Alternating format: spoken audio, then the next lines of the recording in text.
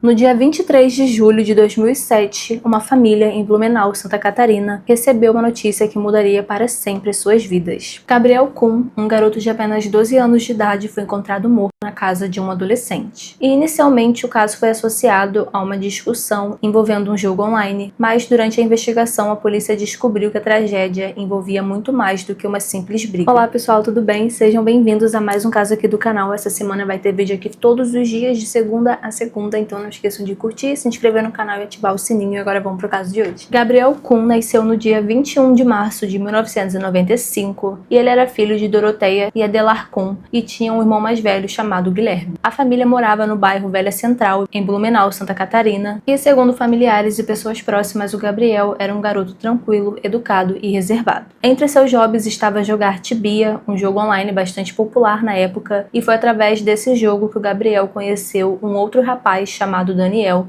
Ele era um adolescente que morava perto da casa dele. O sobrenome dele era Felipe Petri e ele nasceu no dia 2 de maio de 1991 em Blumenau, Santa Catarina. Ele era filho de Simão e Maria Petri e, segundo fontes, ele foi descrito como um adolescente problemático, com comportamentos violentos e agressivos. Há relatos de que ele tenha batido na mãe e quebrado móveis em casa, embora alguns amigos e familiares contestassem essa afirmação e defendessem que ele era um rapaz calmo, educado e introvertido. E ainda segundo essas fontes, a família dele tentou submetê-lo a acompanhamentos psicológicos, pois ao que parece ele teria sido diagnosticado como esquizofrênico, mas ele sempre acabava abandonando as consultas, passando grande parte do tempo em casa, assistindo a programas de televisão e jogando no computador. E aí, como eu falei pra vocês, foi por meio de um jogo que os dois se conheceram e eles acabaram criando uma relação de amizade.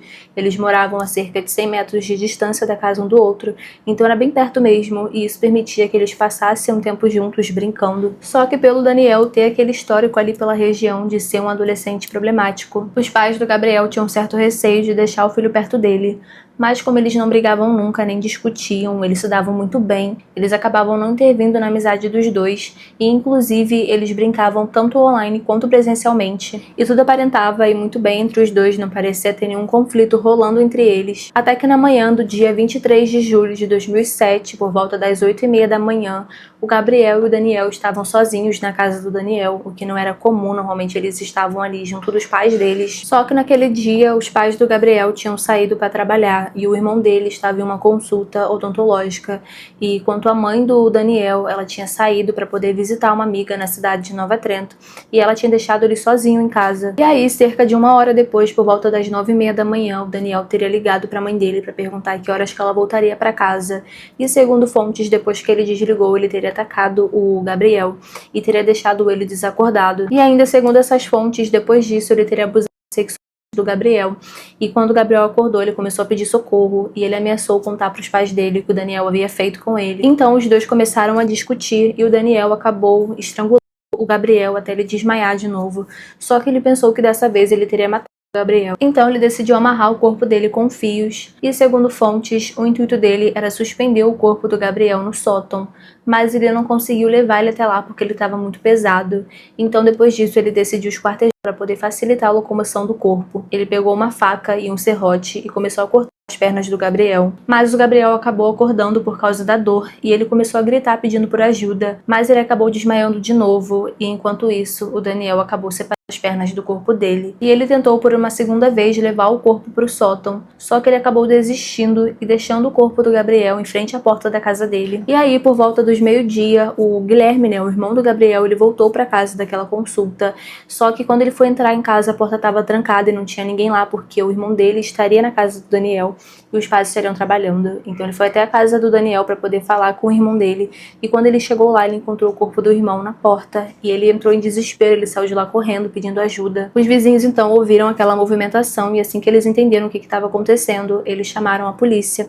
E assim que os policiais chegaram, eles prenderam Daniel ainda dentro de casa. Aparentemente ele estava em um estado de grande agitação e ansiedade. E segundo fontes, uma testemunha teria tirado foto do estado da cena do crime e mais tarde essas imagens foram vazadas na internet, o que fez com que a polícia começasse uma investigação para descobrir quem era o responsável por vazar essas fotos, que incluíam imagens do próprio Gabriel. A delegada Rose Serafim foi uma das primeiras pessoas a chegar no local e antes mesmo da perícia analisar a cena, ela já teria suspeitado do abuso Isso porque o quarto do Daniel estava todo bagunçado. Então ela pediu para que um exame fosse feito para poder confirmar se realmente havia acontecido o abuso.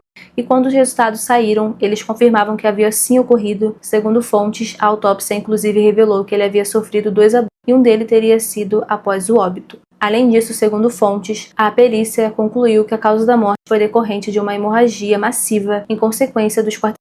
E quando os policiais falaram com Daniel, ele confirmou ter matado Gabriel, mas ele negou ter abusado sexualmente dele, e além disso ele disse que não era homossexual. Segundo fontes, ele também falou que tudo teria começado depois de uma discussão entre eles, isso porque ele havia emprestado dinheiro pro Gabriel naquele jogo Tibia que eles jogavam juntos. Nesse jogo dava para comprar alguns itens, só que o Gabriel não tinha dinheiro e ele sabia que o Daniel tinha, então ele pediu 20 mil créditos desse jogo emprestados para ele, mas ele acabou demorando para pagar e isso teria irritado o Daniel, então isso que tinha dado início à discussão daquele dia. E aí, depois de confessar o crime, Daniel foi levado para a Delegacia de Proteção à Criança e ao Adolescente de Blumenau, onde ele prestou depoimento durante cerca de 24 horas. E em seguida ele passou por exames no Instituto Médico Legal e foi encaminhado ao Ministério Público. E como ele tinha 16 anos na época, ele ficou internado provisoriamente enquanto as investigações eram concluídas, e pouco tempo depois a Justiça aplicou a medida socioeducativa máxima prevista pelo Estatuto da Criança e do Adolescente, de 3 anos de internação. E em 2010, após cumprir integralmente a medida, o Daniel foi colocado em liberdade, e desde então, como o processo tramita sob segredo de justiça, não há informações oficiais sobre o paradeiro dele ou a vida dele depois de ele ter deixado o sistema socioeducativo. E para a família do Gabriel, nenhuma decisão da justiça foi capaz de reparar a perda de um menino de apenas 12 anos de idade que teve sua vida interrompida de forma tão precoce, por causa de uma dívida de jogo online. É isso, pessoal, o caso fica por aqui, eu espero que vocês tenham gostado. Deixa nos comentários pra mim qual é a sua opinião sobre esse caso, se você já conhecia. Não esqueçam de curtir e se inscrever no canal também, vai me ajudar muito. Agora a gente bateu a meta, de 1000 inscritos, muito obrigada, aliás. Essa semana é uma semana comemorativa a isso, muito obrigada mesmo. E a gente já dobrou a meta, agora nós temos a meta de bater 2000 inscritos. Então se vocês puderem se inscrever, vai me ajudar muito. E é isso, pessoal, fiquem com Deus e até amanhã.